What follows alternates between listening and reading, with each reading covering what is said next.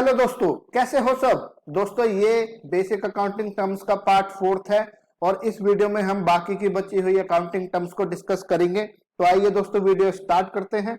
दोस्तों अगली टर्म है रिसीट्स, टर्म नंबर 7। दोस्तों रिसीट्स का मतलब होता है एक्शन ऑफ रिसीविंग मनी और कैश। मतलब बिजनेस को जब कैश रिसीव होता है तो उस कैश रिसीव करने के एक्शन को क्या बोला जाता है, रिसीट्स। अब बिजनेस को कैश रिसीव कई वजह से हो सकता है, जैसे बिजनेस गुड्स सेल करता है तो बिजनेस को कैश रिसीव होता है। उसके अलावा रेंट रिसीव करना, डिविडेंड रिसीव, या फिर फिक्स्ड एसेट्स को जब सेल करता है तो वहां से भी बिजनेस को कैश रिसीव होता है। तो अब इस रिसीट्स को हमें जानना है कि एक रिसीट्स को रेवेन्यू रिसीट्स कब बोला जाता है और कैपिटल रिसीट्स कब बोला जाता है। देखिए दोस्तों, अगर बिजनेस को कैश रिसीव होता है रैकरिंग बेसिस पर, रैकरिंग बेसिस मतलब होता है दोस्तों रेगुलर बेसिस, ओके, कि रेगुलरली अगर बिजनेस को रिसीव हो रहा है कैश तो ऐसे कैश रिसीट्स को हम बोलते हैं रेवेन्यू रिसीट्स। अब यहाँ पर आपके सामने कुछ एग्जांपल्स हैं और उस एग्जांपल्स को हम पढ़ेंगे और हम ये देखेंगे कि क्या इन एग्जांपल्स में रेगुलरिटी है कैश रिसीव होने की या नहीं। जैसे दोस्तों पहला एग्जांपल है cash received from sale of business products और गुड्स। जब एक बिजनेस अपने प्रोडक्ट को, अपने गुड्स को सेल करता है और उससे उसे कैश रिसीव होता है, तो दोस्तों बताओ यहाँ पर ये जो बिजनेस को कैश रिसीव होगा रेगुलर होगा या नहीं होगा। बिल्कुल रेगुलरली होगा, क्योंकि बिजनेस के जो गुड्स हैं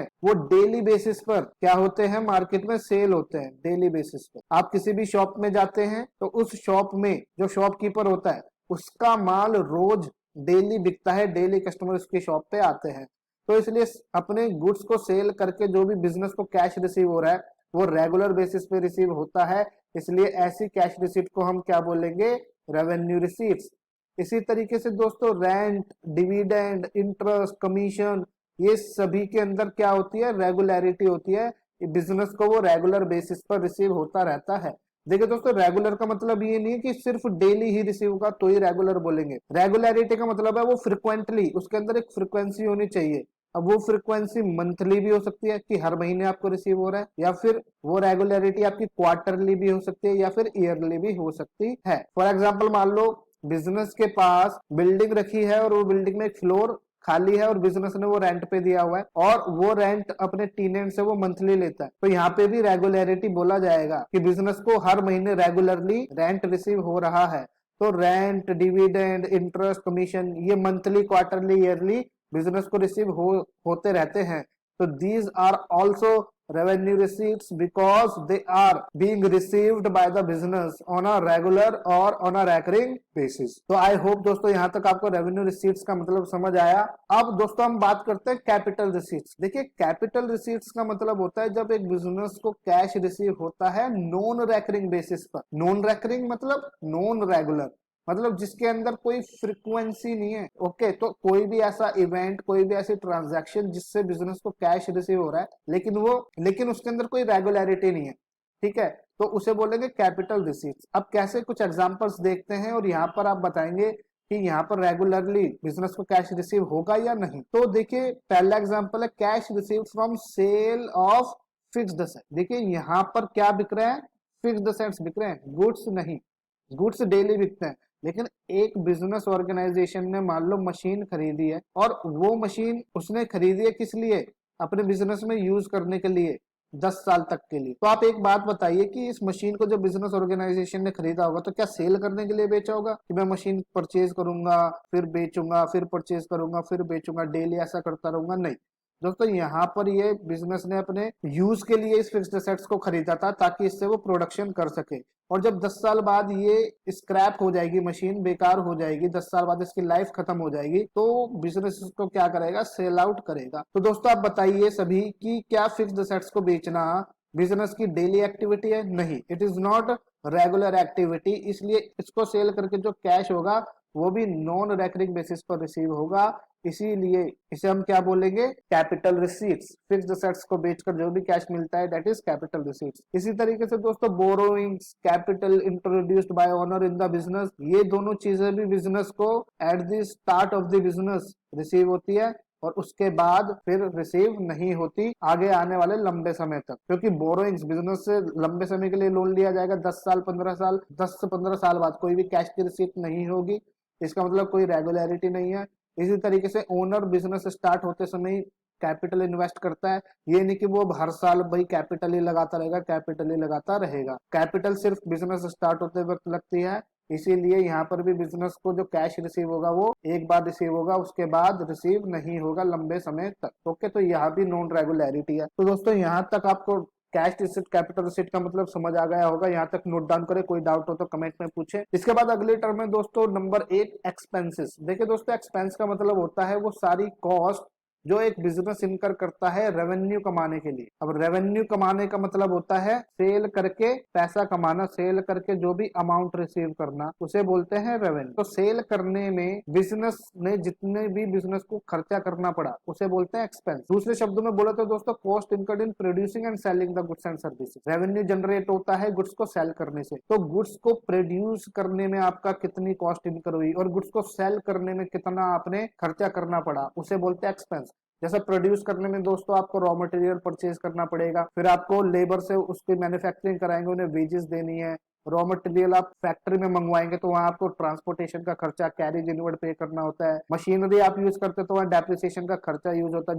जितनी वैल्यू से मशीन की वैल्यू घिसती है उतनी वैल्यू से डेप्रिसिएशन का खर्चा आपको इनकर करना पड़ता है। फैक्ट्री अगर आपने रेंट पे ली है, फैक्ट्री का रेंट, गुड्स को सेल करते वक्त सेलिंग एजेंट को कमीशन पे करनी होती है, एडवर्टाइजमेंट कॉस्ट आपको करनी होती है पे, एम्प्लॉयज की सैलरी, ऑफिस का rent, electricity, printing and stationery. जब आप अपने गुड्स को सेल करते हैं तो आप बिल इशू करते हैं, इनवॉइस बना के देते हैं कस्टमर्स को, तो वहां आपको प्रिंटर का यूज करना होता है, स्टेशनरीज का यूज होता है। तो ये इतने सारे जो आपको कॉस्ट इनकर करनी होती है, इन्हीं को हम क्या बोलते हैं, एक्सपेंसेस। तो दोस्तों यहाँ तक आप नोट डाउन करें, आगे बढ़ते हैं। अगली टर्म है दोस्तों एक्सपेंडिचर। देखिए एक्सपेंडिचर का मतलब होता है स्पेंडिंग मनी और incurring liability for acquiring assets, goods और सर्विस। दोस्तों अगर आप असेट्स खरीदने के लिए, गुड्स और सर्विस खरीदने के लिए कोई भी खर्चा कर रहे हैं तो उसे हम बोलते हैं एक्सपेंडिचर। या फिर आप उधार लेकर एक लायबिलिटी इनकर करके कोई इन चीजों को खरीद रहे हैं, असेट, गुड और सर्विसेज को, तो उसे बोलते हैं एक्सपेंडिचर। देखिए एक्सपेंडिचर दो पार्ट में क्लासिफाई किया जाता है, revenue expenditure and capital expenditure. देखिए एक्सपेंडिचर को रेवेन्यू एक्सपेंडिचर कब बोला जाएगा, जब उस एक्सपेंडिचर को करके जो हमें बेनिफिट मिलेगा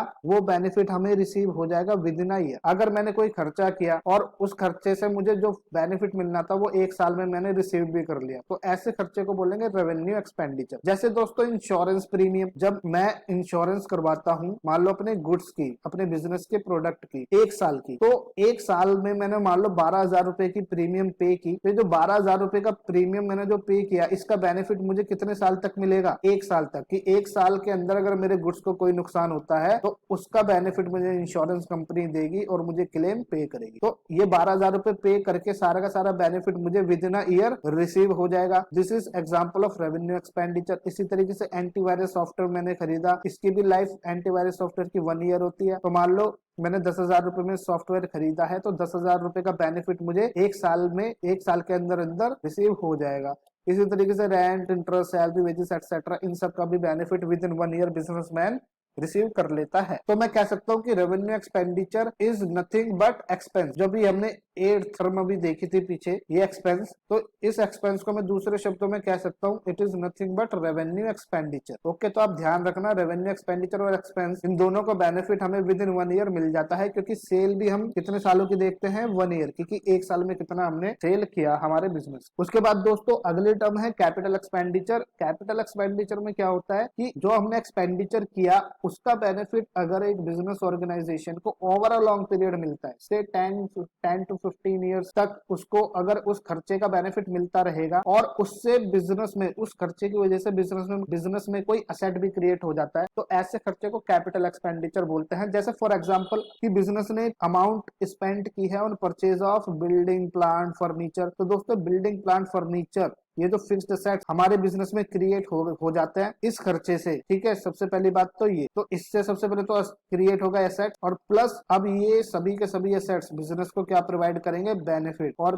कितने समय के लिए, लॉन्ग पीरियड ऑफ टाइम के लिए। तो इसलिए these are examples of capital expenditure. Okay दोस्तों, तो दोस्तों रेवेन्यू एक्सपेंडिचर से कोई एसेट क्रिएट नहीं होता और इसका benefit within 1 year receive हो जाता है, जबकि कैपिटल एक्सपेंडिचर करने से बिजनेस के अंदर एक तो असेट क्रिएट हो जाता है और ये असेट बिजनेस को बेनिफिट विद इन 1 ईयर नहीं देते, बल्कि ये लंबे समय तक बिजनेस को बेनिफिट प्रोवाइड करते रहते हैं। बेनिफिट कैसे मिलेगा? बिल्डिंग, प्लांट, फर्नीचर मेरे बिजनेस में यूज होंगे और मेरे प्रोडक्शन में मदद करेंगे और मेरे बिजनेस को चलाने में, डेली एक्टिविटी करने में मदद करते रहेंगे, बेनिफिट पहुंचाते रहेंगे। तो आई होप दोस्तों यहाँ तक आपको 3 टर्म समझ आ गई होगी। रिसीट्स का मतलब, एक्सपेंस का मतलब और एक्सपेंडिचर का मतलब।